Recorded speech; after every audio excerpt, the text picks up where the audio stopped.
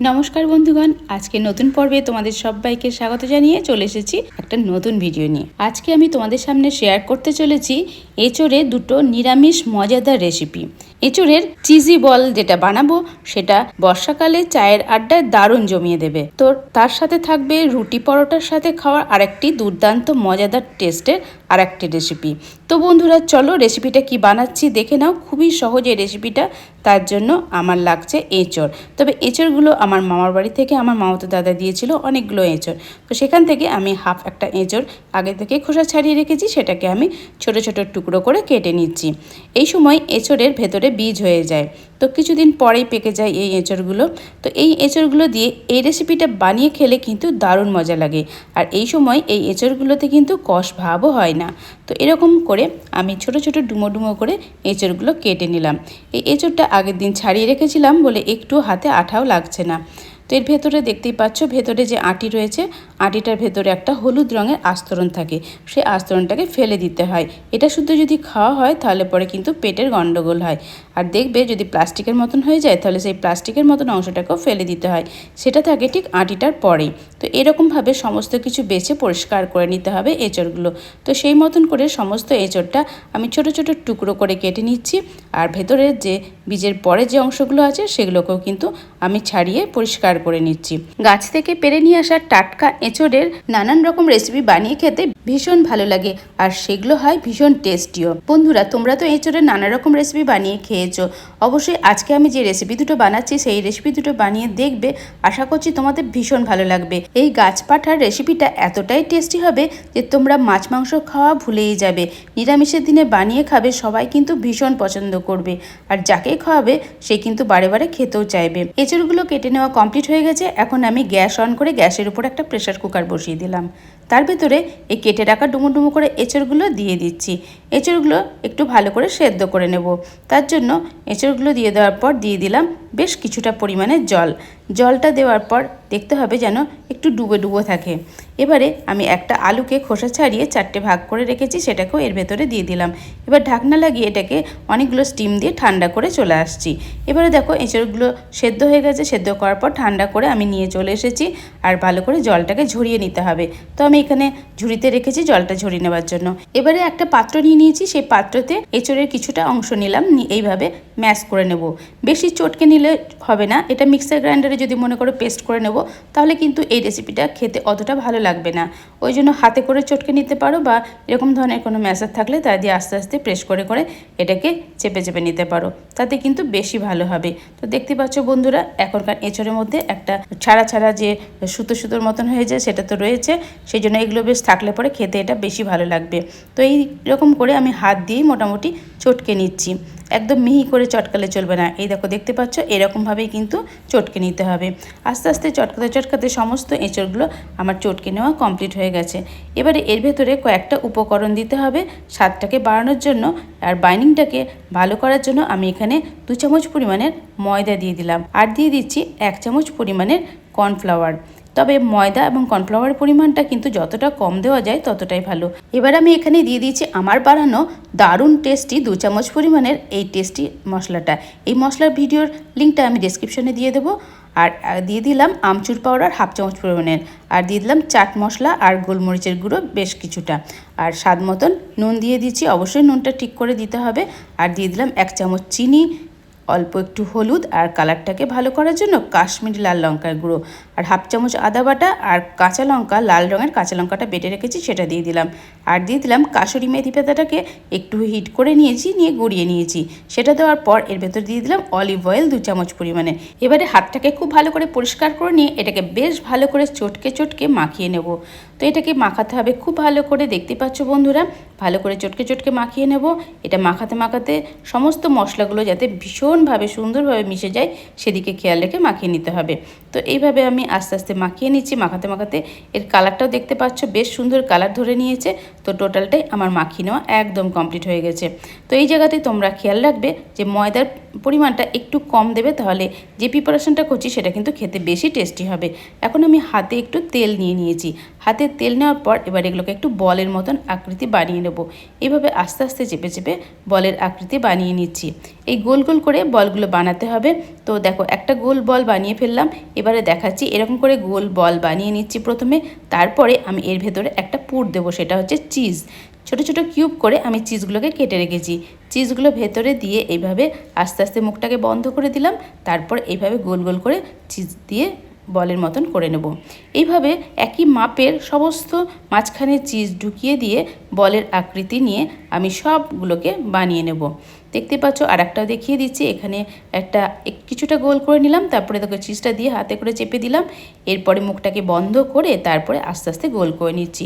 এই জায়গাতে আমি একটু হাতে আটার গুঁড়ো নিয়ে নিয়েছি, কারণ হাতে লেগে যাচ্ছিলো বলে একটু আটার গুঁড়ো দিয়ে ভালো করে আমি গোল গোল করে বল করে নিয়েছি। দেখতে পাচ্ছ বন্ধুরা, দেখতে কতটা মজাদার লাগছে। হ্যাঁ বন্ধুরা, এইগুলো চায়ের নাস্তায় কিন্তু দুর্দান্ত লাগবে। বাইরে বৃষ্টি পড়ছে আর বন্ধুবান্ধবরা রয়েছে, এই জিনিসটা বানিয়ে সবার সামনে যদি এক প্লেট দেওয়া যায়, সবাই কিন্তু ভীষণ খুশি মনে খেয়ে নেবে।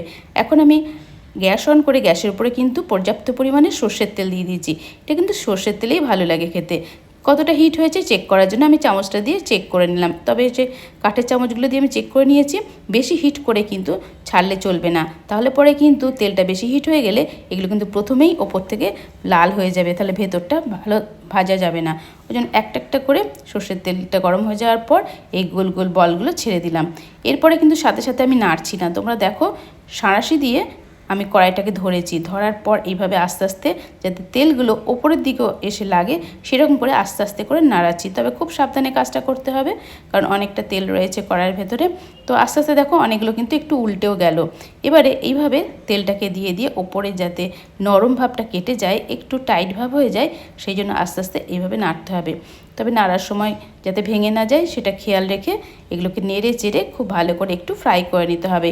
ওপরটা একটু কালার আসা পর্যন্ত ফ্রাই করে নিতে হবে, তাহলে খেতে কিন্তু দুর্দান্ত লাগবে। ওপরটা একদম মুচমুচে খাস্তা হয়ে যাবে আর ভেতরে একটা চিজ থাকবে, খুব সুন্দর লাগে খেতে। এইগুলো দেখতে পাচ্ছ একদম ভেজে নেওয়া কমপ্লিট হয়ে গেল। কতটা লোভনীয় লাগছে দেখতে। এই দেখো, এবারে কিন্তু এই গরম গরম চায়ের আড্ডায় পরিবেশন করতে পারো। সেকেন্ড ব্যাচগুলো আমি ছেড়ে দিলাম বলগুলো। এবার এটাকেও কিন্তু খুব ভালো করে আস্তে আস্তে এগুলোকে ওই একই সেম প্রসেসে ভেজে নেব। তো টোটাল বলগুলো আমার ভেজে নেওয়া কমপ্লিট হয়ে গেছে। এবারে পরিবেশনের পালা। এঁচুড়ের ক্রিস্পি চিজি বলগুলো খেতে এতটাই দুর্দান্ত লাগে যে একবার খাবে সে কিন্তু বারবার চেয়ে চেয়ে খাবে। আর এটা নিরামিষ না আমিষ তখন কিন্তু বুঝতেই পারবে না, মনে হবে যেন মাছ মাংসর থেকেও অনেক ভালো টেস্টের। এবার একটা এই বলকে ভেঙে দেখাচ্ছি। দেখতেই পাচ্ছ বন্ধুরা, দেখো ভেতরে চিজটা কিন্তু কতটা মজাদার লাগছে, খেতে কিন্তু অসাধারণ হয়েছে। এই রেসিপিটা তোমরা বাড়িতে একবার ট্রাই করবে, দেখবে ছোট থেকে বড় সবাই কিন্তু ভীষণ পছন্দ করবে। বন্ধুরা, এবারে আরেকটা নিরামিষ এঁচোড়ের রেসিপি তোমাদের সামনে শেয়ার করতে চলেছি। এটা রুটি, পরোটা, রুমালি রুটির সাথে দুর্দান্ত লাগবে খেতে।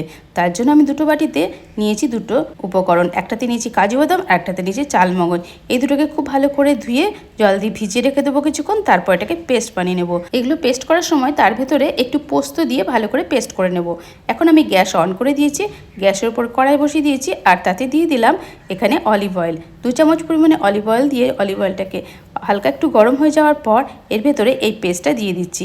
চালমগজ, কাজু বাদাম আর পোস্ত দিয়ে খুব ভালো করে মিহি পেস্ট করে নিয়েছি। এই পেস্টটাকে একটু পাতলা করে নিয়েছি জল দিয়ে, তারপরে তেলের মধ্যে দিয়ে একটু ভালো করে কষে নেব। আর এই যে বাটিতে অনেকটা পোস্ত কাজু বাদাম বাটা রয়েছে সেটাকেও একটু জল দিয়ে ধুয়ে বাটি ধোয়া জলটাও এর ভেতরে দিয়ে দিলাম। তারপর একটু 2-4 বার নেড়ে চেড়ে এই মশলাটাকে জাস্ট একটুখানি কষিয়ে নেব।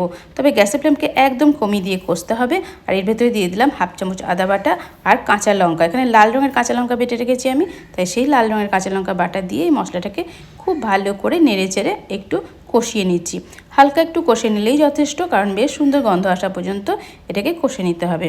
তো বন্ধুরা দেখতেই পাচ্ছ এই মশলাটা কষে নেওয়া আমার কমপ্লিট হয়ে গেছে। এখন আমি স্বাদ মতো নুন দিয়ে দিলাম, আর অবশ্যই দিতে হবে চিনিটা, কারণ একটু মিষ্টি স্বাদের হবে, তাই আমি এখানে 2 চামচ পরিমাণে চিনি দিয়ে দিলাম। তো এখানে তারপরে দিয়ে দিচ্ছি 1/2 চামচ পরিমাণের হলুদ। তবে এই হলুদটা না দিলেও ভালো লাগবে, যারা হলুদের কালারটা পছন্দ করবে না এই রেসিপিটাতে তারা কিন্তু স্কিপও করতে পারো।